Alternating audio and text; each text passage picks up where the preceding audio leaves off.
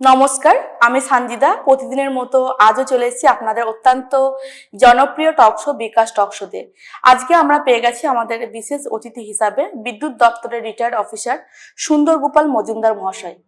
উনি একজন retired person. আজকে আমাদের এই টক শোর মাধ্যমে ওনার জীবনের বিভিন্ন ঘাত প্রতিঘাতের গল্প আমরা শুনবো। চলুন আপনারাও আমাদের সঙ্গে অংশগ্রহণ করুন। প্রথমে ধন্যবাদ জানাই স্যারকে। স্যার, এই যে বিকাশ টক শোতে আজকে আপনি এসেছেন, আজকে আপনার এখানে এসে অভিজ্ঞতা যদি একটু শেয়ার করেন। প্রথমেই আমি নমস্কার জানিয়ে আরম্ভ করছি।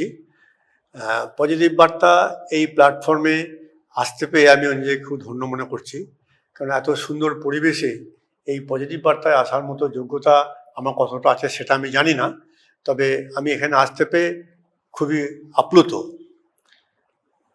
ধন্যবাদ স্যারকে। আমরাও স্যারকে পেয়ে আমরা সত্যি আমাদের খুব ভালো লাগছে, যেহেতু স্যার একজন প্রবীণ মানুষ।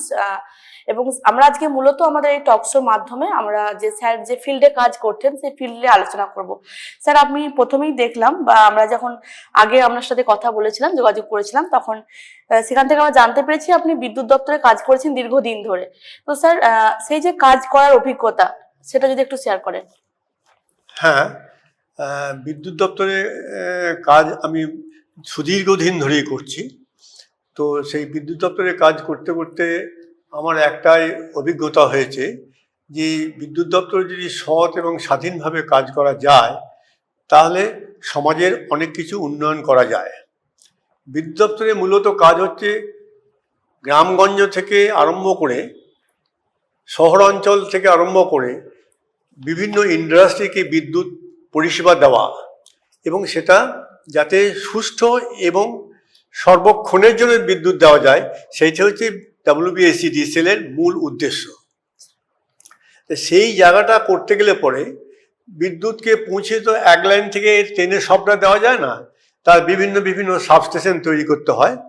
তো সেই রকম একটা প্রাথমিকভাবে একটা বিদ্যুৎ দপ্তর তার একটা পাওয়ার স্টেশন তৈরি করে। এরকম সারা পশ্চিমবঙ্গে বিভিন্ন পাওয়ার স্টেশন আছে, যেমন ব্যান্ডেল আছে, সাঁতালদি আছে, কোলাঘাট আছে। এগুলো সব হচ্ছে থার্মাল পাওয়ার। আবার পাহাড় অঞ্চলে আছে আপনার জলবিদ্যুৎ প্রকল্প, যেমন জলঢাকা, রামাম, এইরকম ধরনের বিভিন্ন প্রকল্প আছে, সেগুলো শুধু জল দিয়ে বিদ্যুৎ তৈরি হয়। এখন বিভিন্ন প্রকল্পের বিভিন্ন তৈরির যে প্রসেস, সেই প্রসেসটা বিভিন্ন রকম এবং তার খরচাপাতিও সেটা বিভিন্ন রকমের হয়। থার্মাল পাওয়ারের ক্ষমতার তৈরির ক্ষমতার ক্ষেত্রে খরচাটা বেশি হয়। বিদ্যুৎ দপ্তরে জলের যেখানে বিদ্যুৎ হয় সেখানে জল থাকলেই সেটা হয়, সুতরাং সেখানে খরচাটা কম হয়। কিন্তু সেখানে বিদ্যুৎটা উৎপাদন হয়, উৎপাদন হলেই তো হবে না, উৎপাদনটাকে বন্টন করতে হবে। সেই বন্টনে বিভিন্ন সিস্টেম আছে। বন্টনে একটা প্রথমে বড় সাবস্টেশন করতে হয়, এটা 400 kV, তারপরে 132 kV, তারপরে 220 kV, এরকম ধরনের সাবস্টেশন করতে হয়। এইরকম সাবস্টেশন তার অন্যতম একটি ছোট সাবস্টেশন আছে 132 kV নাই, এখানে 33 kV সাবস্টেশন একটি ঘুষ করা আছে। আচ্ছা, এই ধরনের ছোট ছোট সাবস্টেশন করে ভাগ করে বিভিন্ন এলাকাকে বিদ্যুৎ পাঠিয়ে দিতে হয় গ্রামে গঞ্জে। এবং এখানে যে বিদ্যুৎ আছে, এই যে সাবস্টেশনটি আছে, এই ধরনের সাবস্টেশন আমাদের পাশাপাশি বিভিন্ন এখন বিভিন্ন ব্লকেই একটা করে সাবস্টেশন তৈরি হয়েছে। আমাদের পাশাপাশি আউসগ্রামও আছে, ছোড়াতে রামনগর সাবস্টেশন আছে, এদিকে আছে মঙ্গলকোটে আছে সাবস্টেশন আছে, বিভিন্ন জায়গাতে সাবস্টেশন আছে। এই 33 kV সাবস্টেশন থেকে বিদ্যুৎগুলি সরাসরি আসে গ্রাহকের কাছে। গ্রাহকের কাছে কীভাবে আসে? গ্রাহকের কাছে আসে সেটা আবার বিভিন্ন গ্রামের ভেতরে দেখবেন যে ট্রান্সফরমার আছে, সেই ট্রান্সফরমারের মাধ্যমে আমরা বাড়িতে বিদ্যুৎটা পৌঁছাতে পারেন।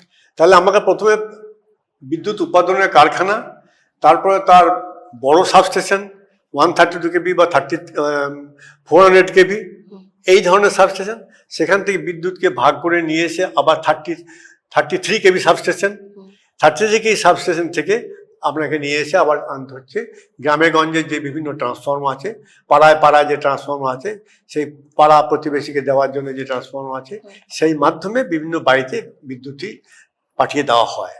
তখন সাধারণ মানুষ সেই বিদ্যুৎটা গ্রহণ করে পরিষেবাটা পায়।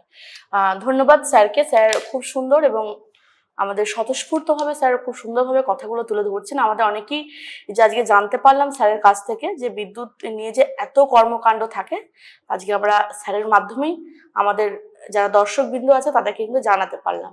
স্যারকে আরেকটা কথা বলবো, হ্যাঁ। স্যার এই যে আমাদের ওয়েস্ট বেঙ্গলে বা ওয়েস্ট বেঙ্গলের বাইরে যে বিভিন্ন ডিপ্লোমা ইঞ্জিনিয়ারিং কলেজ আছে যেখানে ইলেকট্রিক্যাল বলে একটা কোর্স করানো হয় 3 বছরে, তো এই ডিপ্লোমা কোর্সটা বা যে ITI যে ইলেকট্রিশিয়ান যে কোর্সটা, তো ইলেকট্রিক্যাল রিলেটেড বা ইলেকট্রিশিয়ান যে কোর্সগুলো করানো হয়, এরপরে ছাত্রছাত্রীদের বিদ্যুৎ দপ্তরে কাজের কি সুযোগ থাকে? এরপরে বিদ্যুৎ যারা মানে আমরা ধরে নিই, আমরা যেটাকে বলি কেউ NIT থেকে করে, কেউ বিটেক থেকে করে, যদিও গুণগত মান এক কিন্তু তার বিয়েটা আলাদা হয়ে থাকে। তো এরা প্রাথমিক অবস্থায় ইলেকট্রিসিটি বোর্ডে অর্থাৎ WBDCL যখন চাকরি পায়, সে এই ধরনের যারা গ্র্যাজুয়েট ইঞ্জিনিয়ারিং যারা পাস করে তারা প্রথমে অ্যাস্ট ইঞ্জিনিয়ারের চাকরি পায়। অ্যাস্ট ইঞ্জিনিয়ার সেটা এখন ধরুন আপনি এই চাকরিটা সে হয়তো অফিসেও পেতে পারে, এবং এই অফিসে পাওয়ার ক্ষেত্রেও অফিসেরও বিভিন্ন ভাগ আছে। সেখানে চিফ ইঞ্জিনিয়ার আছে, চিফ ইঞ্জিনিয়ার থেকে জোনাল ম্যানেজার আছে, জোনাল ম্যানেজার থেকে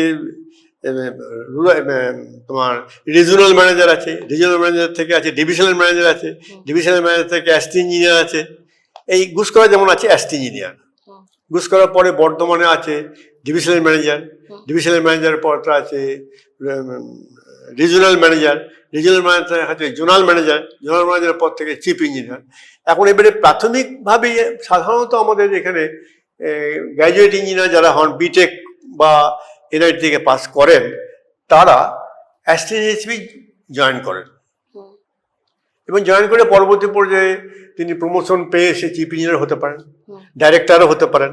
তার সেটা ক্ষমতাগত কাজের পরিপ্রেক্ষিতে সেটা হয় আর কি। এবং সেই অ্যাসিস্ট্যান্ট ইঞ্জিনিয়ার যিনি লোয়ার লেভেলে থাকেন, যেরকম আমার ধরুন গুসকরা সাবস্টেশন, এই সাবস্টেশন রয়েছে, এখানে আছে, আগে এটা ছিল স্টেশন সুপারিনটেন্ডেন্ট, এখন স্টেশন সুপারিনটেন্ডেন্ট থাকেন না, এখন স্টেশন ম্যানেজার হয়ে গেছে।